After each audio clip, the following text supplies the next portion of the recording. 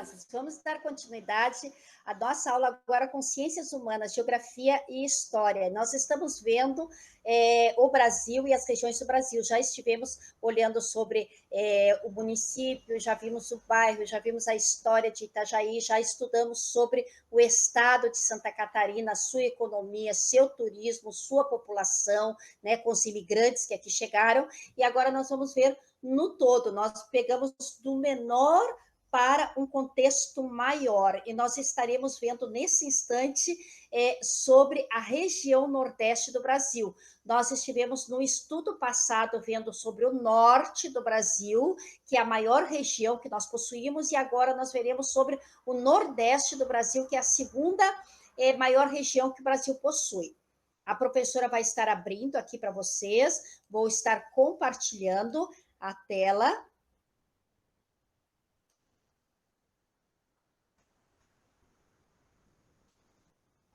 E abrindo. Então, aqui a professora colocou que vocês estarão vendo sobre território e diversidade cultural.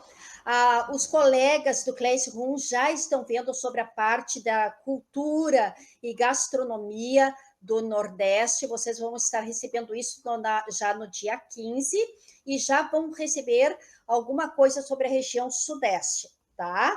Então, nós já vimos sobre a divisão política do Brasil, que ele possui linhas divisórias imaginárias, e essa classificação foi feita pelo Instituto Brasileiro de Geografia e Estatística, o IBGE, porque ele faz uma divisão conforme o número de pessoas, de similaridades que existem de população naquele lugar, né?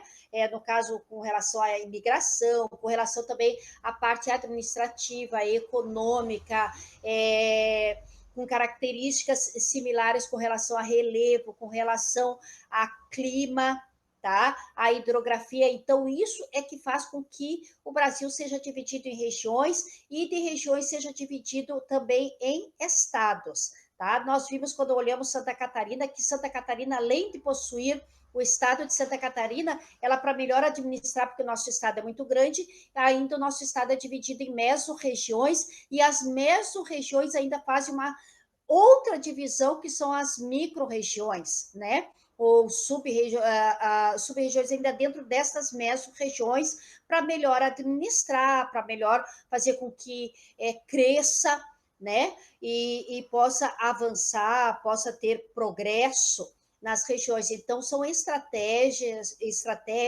são medidas que a gente chama de estratégias políticas, né?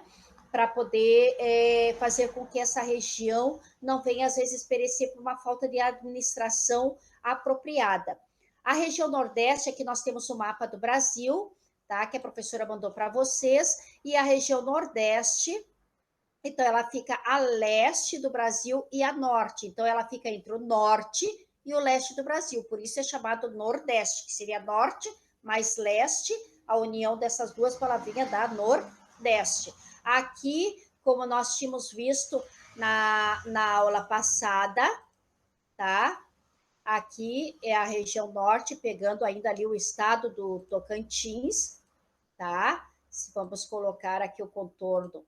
Aqui, ó, esta é a região norte, agora nós estamos vendo o nordeste, tá? Aqui nós temos a região centro-oeste, nós teríamos que diminuir um pouquinho mais ali assim, né?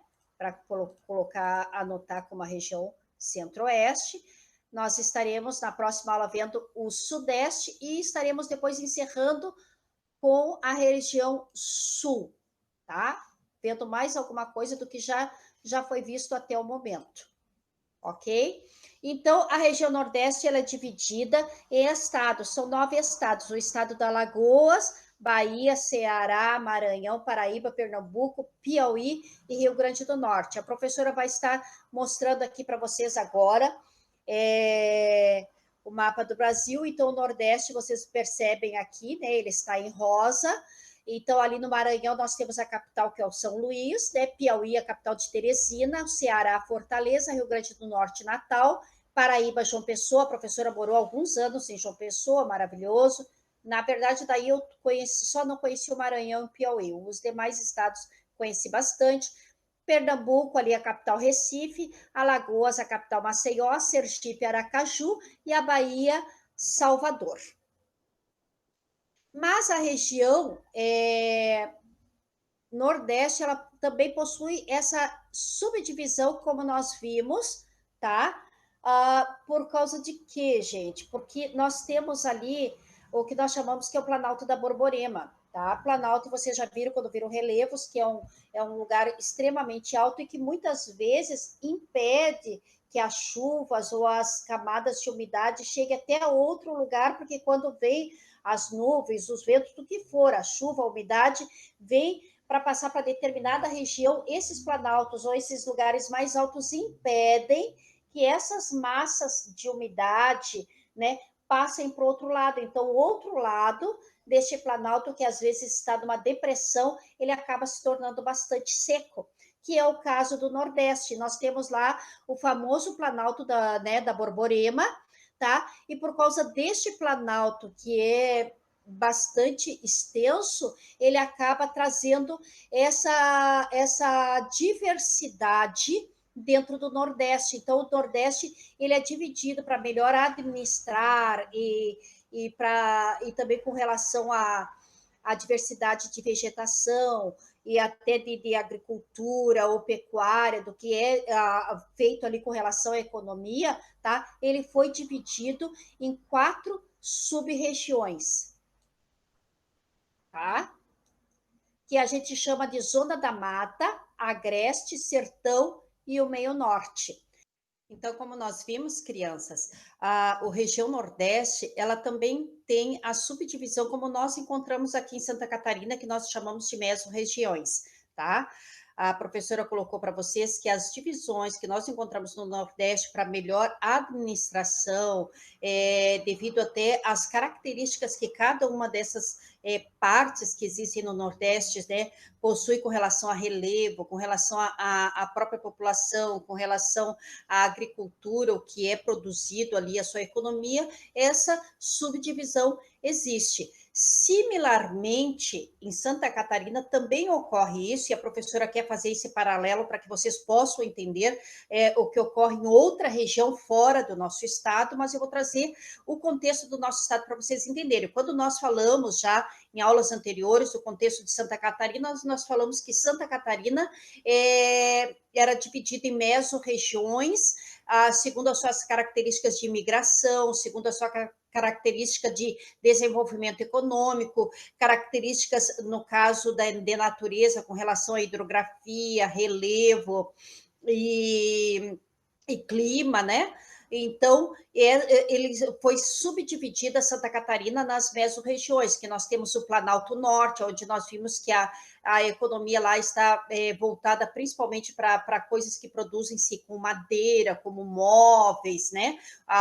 O papel também. Vimos que depois do Planalto Norte nós temos mais abaixo o Vale do Itajaí, onde a tecnologia é bastante avançada e também a produção têxtil. Mais abaixo temos a Grande Florianópolis, onde a tecnologia também está com grande avanço e descendo devido às características também da natureza ali, que nós temos muitas coisas que podem ser extraídas do solo, como carvão, a cerâmica, argila, né? Então, nós temos a economia voltada para esta área.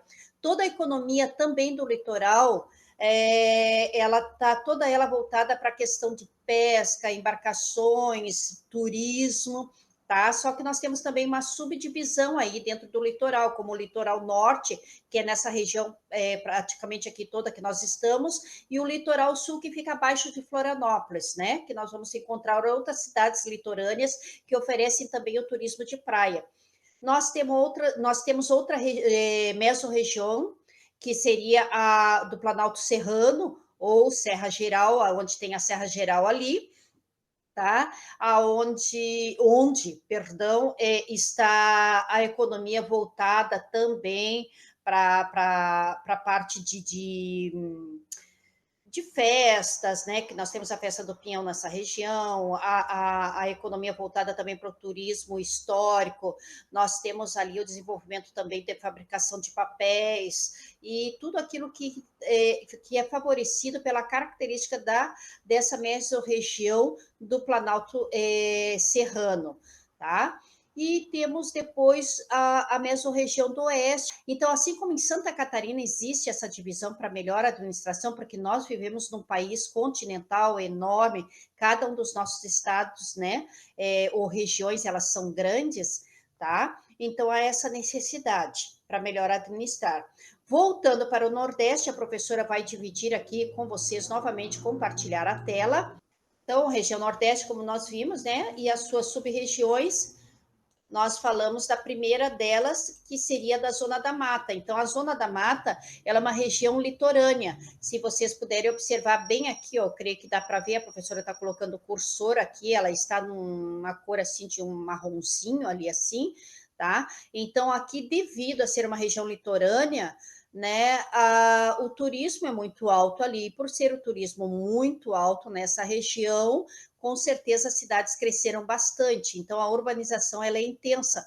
E devido à urbanização ser intensa, a Mata Atlântica, que era a mata original que nós tínhamos no Brasil, foi bastante depredada, ou seja, foi desmatada essa região. E nós temos um avanço de uma urbanização ali, tá? Também nós temos, nessa região da mata ali, nós temos a monocultura. O que é monocultura? É a plantação de um único produto, tá? Então, e policultura é quando se planta, digamos, numa extensão de terra, se planta feijão, arroz, milho e vários produtos, né? Vários produtos alimentícios. Mas ali assim, nessa região da Zona da Mata, nós temos, então, grandes extensões de terra que plantam um único tipo de produto, como a cana-de-açúcar. E isso da cana-de-açúcar já vem desde lá do início da colonização do Brasil, quando os portugueses também trouxeram para cá, e quando o Brasil ainda era dividido em capitanias, nós tínhamos a capitania de Pernambuco,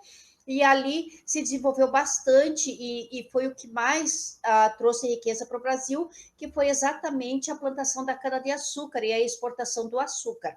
Tá? Então, desde primórdios tempos, a monocultura é praticada nessa região da Zona da Mata. Também temos o cacau, e o cacau principalmente também ali na questão da Bahia, tá? Temos bastante plantadores de cacau ali. O clima, então, ele é quente, tá? Ele é próximo do mar, tudo, e é úmido por causa disso, tá? E a floresta, ainda existe a floresta nativa, embora bastante devastada. Então, fica aqui no litoral. Após o litoral, vocês vão ver uma pastinha ali que está em rosa, e a professora vai colocar aqui para vocês no próximo slide, que seria, não esse slide, o próximo, esse aqui, a professora vai ter que passar um pouquinho para cima, que é chamado agreste. O agreste é logo após, então ele está mais distante do mar, tá? Mas mesmo assim, ele tem uma vegetação boa, uma vegetação que é possível ainda plantar. Então, já as plantações ali já não ocorrem de monocultura, mas em policultura, tá? Para poder abastecer toda aquela região deles ali, e também a região da Zona da Mata, tá? Aqui nós temos um mapa que agora aparece o agreste aqui em branquinho, para que vocês possam perceber melhor, tá? E a região que a gente chama do agreste é quando passa dessa parte da Zona da Mata, que seria o litoral, para chegar até o sertão. Esta região já começa agora a se elevar o terreno, e aonde nós vamos encontrar ali no agreste o que nós vimos já, que é o Planalto da Borborema, que é esse grande planalto, e logo após ele o relevo baixa, e por baixar, então, todas aquelas massas úmidas, ou toda aquela umidade que vem do mar, que poderia chegar a toda a região nordeste, é impedida devido a esse grande planalto, e pelo relevo estar bem mais baixo após o Planalto da Borborema. Então, ali vai ocorrer o quê? O sertão, que é o próximo slide que nós estaremos vendo aqui. O sertão, então, o clima do sertão, ele é semiárido, que não quer dizer que é uma aridez completa, tá? A aridez completa nós encontramos em desertos, tá? E semiárido por quê? Porque ele tem, assim, continuamente 9 meses do ano sem chuva, e a gente sabe que é bastante difícil vivermos sem a água, tá? E 3 meses de chuvas durante o ano, mas são chuvas irregulares, tá? A vegetação, então, é de caatinga lá, né? Porque é uma vegetação típica do local e que consegue suportar a essa temperatura tão seca. E os rios são temporários, ou seja, ele em época que ocorre as chuvas, eles conseguem ter água, e época que vem a seca, com certeza os rios acabam secando, né? Há algumas presenças de açude, tá? As propriedades, no caso, que possuem lá são pequenas policulturas, ou seja, é quase que de subsistência. Aqui nós vemos muitos lugares pobres, a terra seca ali, nós vemos até a questão da moradia, uma questão de uma moradia bastante precária. Então, a plantação, o que consegue se plantar e ainda sobreviver com um pouco de água, então acaba sendo só para a subsistência da família. Por isso que nós temos até grandes pintores que fizeram pinturas a respeito disso, mostrando a migração destes nordestinos para a região sul em busca de sobrevivência, porque ninguém consegue sobreviver sem água, tá? A água é um fator determinante para fixar o ser humano em determinado espaço. Então, se faltar água, vou colocar um exemplo: se aqui em Itajaí, de repente, faltasse água, tudo secasse, é óbvio que as pessoas não ficariam aqui. De alguma forma, para a sobrevivência, iriam migrar. E foi isso que aconteceu muito na região nordestina. Então, por isso que muitos nordestinos da região do sertão acabaram migrando. Então, nós temos um quadro, né, lá de Portinari, nós temos os retirantes, nós temos aquela música até do Luiz Gonzaga, né, quando ele fala da asa branca, né, que ele foi embora e deixou a sua amada, a Rosinha, tudo, em busca de uma sobrevivência em outro lugar. Só que acontece que muitas pessoas vão embora e acabam não voltando. Então, muitas famílias se separam por esta falta d'água. Então, vocês vejam que a água é essencial para que o ser humano fique em determinado espaço geográfico. As grandes cidades, ou as cidades pequenas, ou os vilarejos, quando eles se formam em lugares onde existe água para subsistência, tá certo? Então, nós vamos agora para última sub-região do Nordeste, que seria o meio norte. Aí agora já começa a mudar um pouco o meio norte, tá? Porque já se pega lá em cima também alguma coisa de águas e tudo, né? E pega a influência do norte do país. E o norte do país é floresta. Então, esta a influência da floresta amazônica, a umidade da floresta amazônica e toda aquela vegetação acaba adentrando na região nordeste aqui, que é conhecida como meio norte. Então, ali nós temos principalmente o que nós chamamos de floresta de cocais, ou mata de cocais, onde a extração da carnaúba e do babaçu é o meio deles de sobrevivência na economia, tá? E não só sobrevivência, mas também como riqueza para aquele local, porque com a carnaúba, com o babaçu, é feito ceras lubrificantes para automóveis. A professora colocou até ali assim, uma cera automotiva, tá? De carnaúba. Também é comestível, tá? Ali assim o babaçu, né, dá para fazer um complemento alimentar dele, né, porque ele possui vitaminas e nutrientes, no caso, que são essenciais à vida humana, tá? Dá para fazer alguns tipos de óleos também comestíveis, produtos de cosméticos, tá certo? Então ali já começa a melhorar a riqueza com relação ao Nordeste. Ainda bem que atualmente nós vemos que algumas políticas públicas estão sendo efetivadas com relação ao Nordeste, levando a água para o sertão, e creio que talvez, né, vamos ter essa esperança que dentro de poucos anos nós possamos ver este sertão não mais sendo sertão, mas uma região que possa produzir aquilo que os nossos irmãos brasileiros necessitam, né? Que é a sua sobrevivência digna todos os dias, tá certo? Agora a professora vai mostrar para vocês o que eu passei aqui de exercícios, eu trouxe para vocês um pouquinho do resumo sobre a zona da mata, ali assim, e a professora colocou em negrito aquilo que parece que vocês, de mais importante, que vocês precisam enxergar e poder entender, tá? De características maiores de cada uma dessas sub-regiões, então, zona da mata, agreste, sertão e meio norte, para que vocês possam fazer os exercícios aqui, tá? Então, a professora coloca aqui para vocês o mapa. Quando a professora pedir para vocês pintarem, colorirem, não deixem de fazer isso. Tem alunos que, infelizmente, estão só circulando ainda com lápis grafite de forma fraquinha. Então, assim, a professora não vai considerar como correto, tá? Porque se a professora coloca assim, ó, pinte, né? Destaque, justifique, e o aluno não faz isso, é sinal que ele não soube interpretar a atividade. Portanto, a professora vai estar avaliando dentro daquilo que a professora está pedindo para o aluno, tá? Prestem atenção em cada um dos enunciados de cada atividade proposta. E aqui a professora coloca novamente, tá? As 4 sub-regiões, coloco as numerações para evitar, para que às vezes na fotocópia as cores não saíam com destaque, mesmo que eu mandasse fazer assim tonalidades diferentes, como ela sai em preto e branco, é difícil de ter essa percepção, então a professora numerou 1, 2, 3 e 4, e aí com a numeração ali do lado 1, 2, 3 e 4, vocês estarão nomeando se é zona da mata, se é sertão, se é agreste, se é meio norte.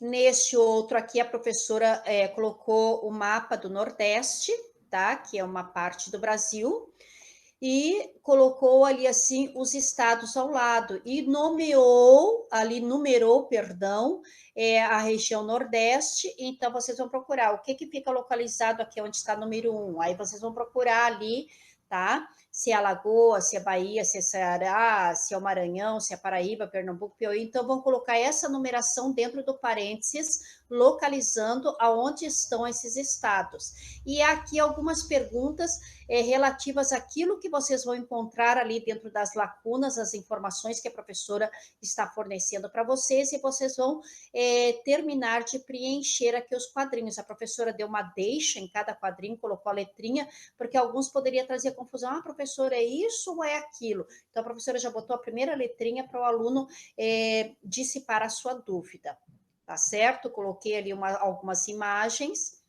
relativas a cada um dos temas. Tá bom, crianças? Então, é isso o que nós tínhamos a princípio para estar falando com relação à geografia, tá? A professora dará continuidade às outras aulas, prestem atenção, apresentem um trabalho bem feito, procurem caprichar na letra também, vocês já estão no 4º ano, não tem como nós ficarmos agora, vamos trabalhar a caligrafia, vamos deixar bonito, você já tem capacidade de fazer a caligrafia e na cursiva.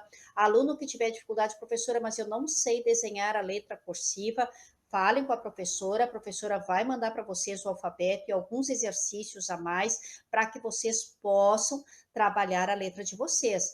Daqui para frente, o nível de dificuldade que vocês terão será cada vez maior, né?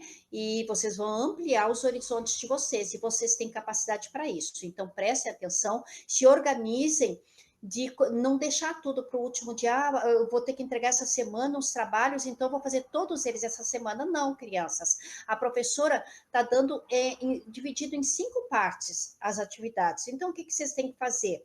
Vocês estão tendo 10 dias úteis, digamos, para fazer. Então, dediquem 2 dias para trabalhar matemática, 2 para trabalhar português, 2 para trabalhar ciências naturais, 2 para trabalhar ciências sociais e mais 2 para ensino religioso. Vai sobrar tempo.